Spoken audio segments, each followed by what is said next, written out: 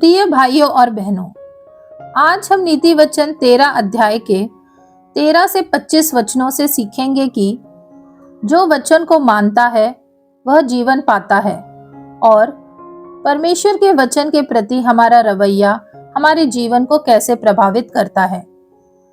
यह भाग हमें सिखाता है कि जो परमेश्वर के वचन के अधीन चलता है वह जीवन पाता है और जो उसे अनदेखा करता है वह धीरे धीरे आत्मिक मृत्यु की ओर बढ़ता है। इस अध्याय के ये वचन हमें बताते हैं कि वचन के अनुसार जीवन जीना न केवल आत्मिक बल्कि व्यवहारिक आशीष भी देता है। अब आइए इन वचनों की आत्मिक गहराई में उतरते हैं। देखते हैं वचन 13। जो वचन को तुच्छ जानता उसका नाश हो जाता है, परंतु आज्ञा के डरेवियों को अच्छा फल मिलता है। यहाँ दो प्रकार के मनुष्य दिखाए गए हैं, एक जो वचन को गंभीरता से नहीं लेता और दूसरा जो परमेश्वर का भय मानता है। यह वचन हमें जेनेसिस से लेकर रेवलेशन तक की एक मूलभूत सच्चाई दिखाता है। परमेश्वर चाहता है कि मनुष्य उसकी वाणी का आदर करे, क्योंकि वही जीवन का स्रोत है। ईडन की वाटिका में भी आदम और हवा का पतन इसी बात से हुआ कि उन्होंने परमेश्वर के वचन को हल्के में लिया। अतः जो वचन को तुच्छ जानता है वह अनुग्रह से गिरता है। तो प्रियो, वचन को पढ़ना पर्याप्त नहीं, उसे मानना और पालन करना जरूरी है। जब हम वचन को प्राथमिकता देते हैं, परमेश्वर हमारे जीवन को स्थिर करते हैं। देखते हैं वचन 14। बुद्धिमान की शिक्षा जीवन का सोता है और उसके द्वारा लोग मृत्यु के फंदों से बच सकते हैं। जीवन का सोता यानी ऐसा सोत्र जो हमें पुनः जीवित रखता है। परमेश्वर का ज्ञान केवल बौद्धिक नहीं बल्कि आत्मिक जीवन का आधार है। यह वचन हमें मसीह की ओर संकेत करता है। मैं जीवित जल का सोता हूँ, यूहन्ना 4:14। ज्ञानी की शिक्षा वही है जो हमें उस सोते तक ले जाती है, अर्थात मसीह में जीवन। इसलिए वचन के बिना जीवन सूख जाता है। सच्चा ज्ञान वह है जो हमें मृत्यु यानी पाप से बचाकर जीवन यानी मुक्ति की ओर ले जाए। देखते हैं वचन 15 और 16।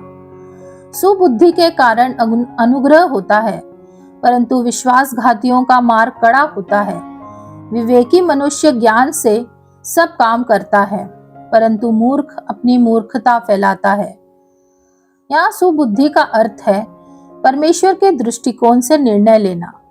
जब हम मन की समझ से नहीं, आत्मा के विवेक से चलते हैं, तो हर कठिनाई में भी हमें परमेश्वर का अनुग्रह मिलता है। अनुग्रह केवल पाप क्षमा नहीं बल्कि जीवन के हर क्षेत्र में दिव्य सामर्थ्य है। जो बुद्धिमान है वह अपने निर्णय परमेश्वर की इच्छा में लेता है, पर जो मूर्ख है वह अपनी मूर्खता सबके सामने उजागर कर देता है। आगे बढ़ते हुए देखते हैं वचन 17। दुष्ट दूत बुराई में फंसता है, परंतु विश्वास योग्य दूत मिलाप करवाता है। यह केवल संसारिक संदेशवाहक की बात नहीं बल्कि आत्मिक रूप से परमेश्वर के सेवक और प्रचारक की भी बात है। दूत यानी वह जो संदेश लेकर जाता है। यदि वह झूठा संदेश देता है तो विनाश लाता है, परंतु यदि वह सत्य का दूत है तो लोगों के लिए चंगाई और जीवन का स्रोत बनता है। यह मसीह का भी प्रतीक है। वह सत्य का विश्वास योग्य साक्षी कहलाता है। प्रकाशित वाक्य 1:5। प्रियजनों, हर मसीह को विश्वास योग्य दूत बनना है। हमारे शब्द, कर्म और चरित्र में मसीह झलकना चाहिए। देखते हैं वचन 18 और 24। जो शिक्षा को अनसुनी करता वह निर्धन हो जाता है और अपमान पाता है, परंतु जो डांट को मानता उसकी महिमा होती है।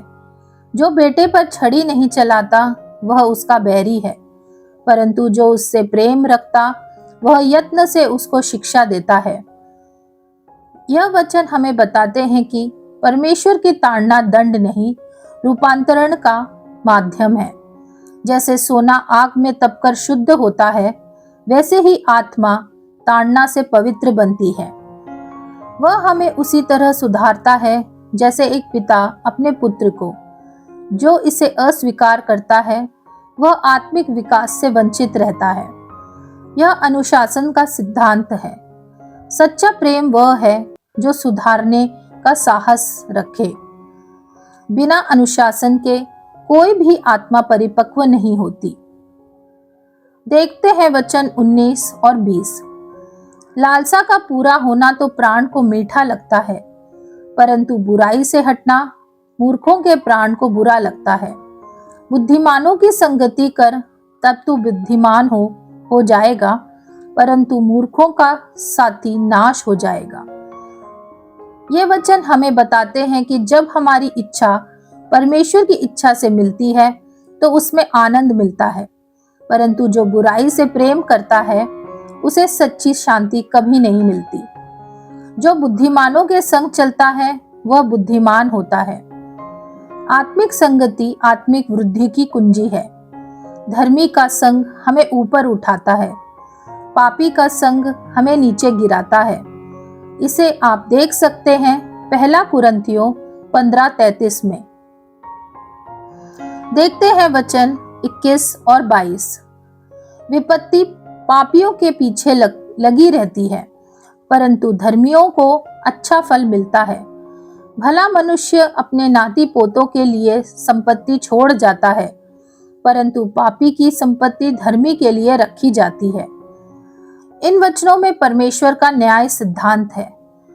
पाप अंततः आत्मा का विनाश करता है, परंतु धर्मी का जीवन भलाई का फल देता है। यह भलाई उसकी पीढ़ियों तक जाती है। भला मनुष्य अपने पोतों पोतियों के लिए भी धन छोड़ जाता है। यह केवल फिजिकल नहीं बल्कि आत्मिक विरासत की बात है। विश्वास, प्रार्थना, परमेश्वर की महिमा, यही सच्चा धन है। देखते हैं वचन 23 और 25।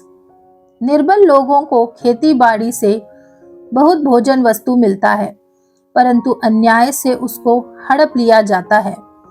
धर्मी पेट भर खाने पाता है, परंतु दुष्ट भूखे ही रहते हैं। यह वचन सामाजिक और आत्मिक दोनों न्याय की बात बताता है। पर यदि समाज में अन्याय है तो आशीष नष्ट होती है। परमेश्वर न्याय प्रिय है और वह चाहता है कि हम भी न्याय के मार्ग पर चलें। वचन 25 में संतोष की आत्मिक गहराई छिपी है। धर्मी के पास चाहे कम हो, पर उसका हृदय परमेश्वर में तृप्त रहता है। दुष्ट के पास बहुत कुछ हो सकता है, फिर भी उसका मन खाली रहता है, क्योंकि परमेश्वर के बिना संतोष असंभव है।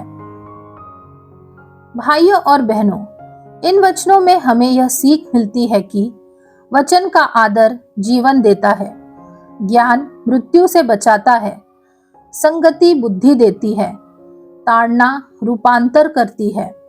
धर्मी का जीवन संतोष और विरासत से भर जाता है। यानी धर्मी का मार्ग वचन, विवेक और संतोष का मार्ग है।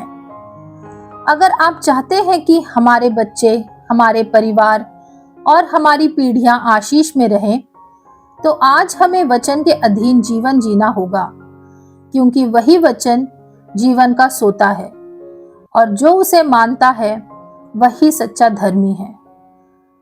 तो आइए हम प्रार्थना करें। हे स्वर्गीय पिता, हम तेरे वचन के लिए धन्यवाद करते हैं जो हमें जीवन और ज्ञान देता है। प्रभु, हमें सिखा कि हम तेरे वचन का आदर करें, तेरे मार्गों पर चलें और हर परिस्थिति में तुझ में संतोष पाएं। हमें विश्वास योग्य और धर्मी बना, ताकि हमारा जीवन तेरी महिमा का साक्षी बने। यीशु मसीह के नाम में हम प्रार्थना करते हैं, आमीन। अगर आज का संदेश आपके हृदय को छू गया हो तो इसे लाइक करें, शेयर करें और चैनल को सब्सक्राइब करें, ताकि परमेश्वर का वचन और भी लोगों तक पहुंचे। प्रभु यीशु मसीह आपको आशीष दे।